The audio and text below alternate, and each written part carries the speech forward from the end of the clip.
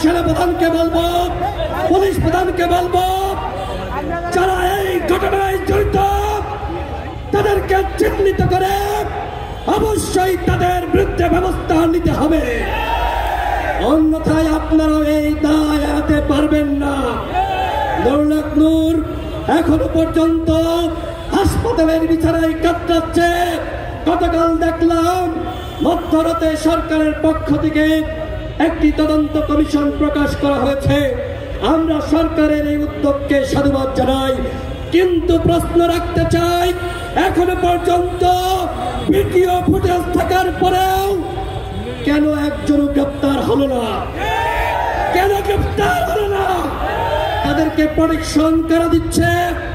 এই স্বরাষ্ট্র উপদেষ্টার অনুমতি ছাড়া, নির্দেশ ছাড়া নুরুল হক নূরের উপর হামলা হয় নাই।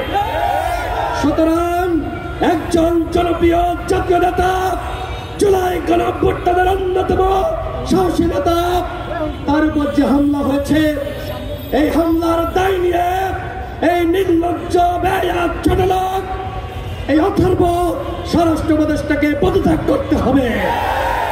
এইরকম স্বরাষ্ট্র উপদেষ্টা বিপ্লব পরবর্তী সময়ে একটি অন্তর্বর্তীকালীন সরকারের উপদেষ্টা হতে পারে না।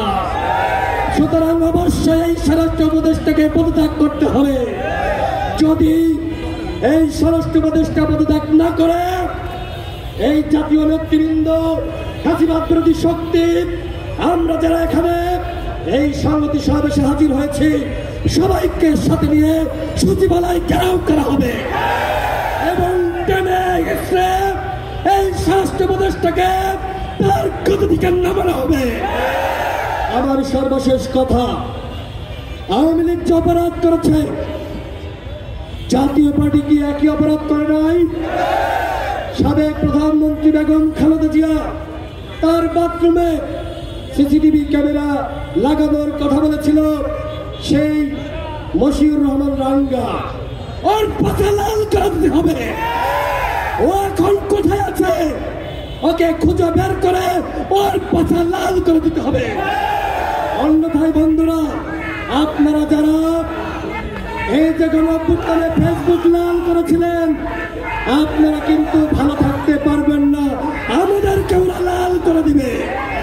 ইতিমধ্যে ভারত একটি চক্রান্ত ষড়যন্ত্র শুরু করেছে, আবারও জাতীয় পার্টিকে বিরোধী দল বানাবে।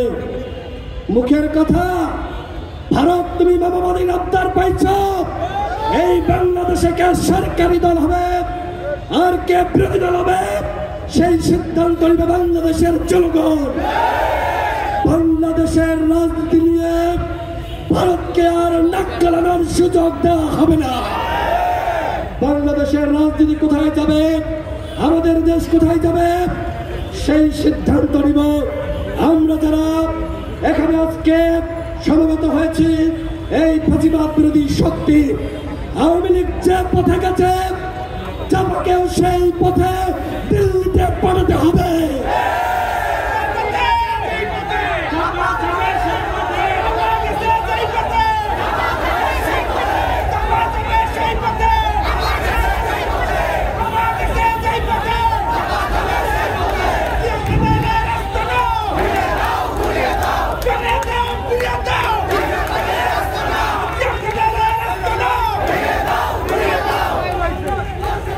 এরশাদ একজন প্লেবয় নারী নিয়ে ফুর্তি করেছে, বাংলাদেশের গণতন্ত্রকে হত্যা করেছে, বাংলাদেশের স্বৈরতন্ত্র কায়েম করেছে। সেই এরশাদের জাতীয় পার্টি বাংলাদেশে কিভাবে 90-এর পরে রাজনীতিতে পুনর্বাসিত হলো, এর দায় রাজনৈতিক দলগুলোকে নিতে হবে। সেই সময়কার নেতৃত্ব ভুল করেছে। 24 পরবর্তী সময়ে আমরা যারা গণঅভ্যুত্থানের প্রেক্ষাপট তৈরি করছি, নেতৃত্ব দিয়েছি, আমরা জাতীয় পার্টিকে বাংলাদেশে রাজনীতি করতে দেব না, দেব না, দেব না।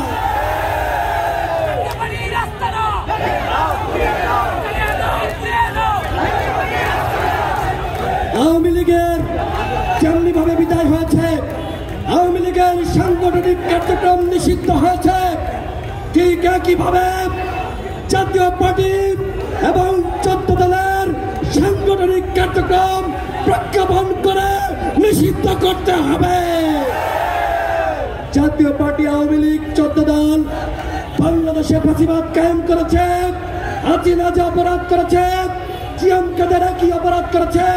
সুতরাং ওই হাসিনা, জিএম কাদের, আওয়ামী লীগ, জাতীয় পার্টির 14 দল বাংলাদেশে রাজনীতি করতে পারবে না।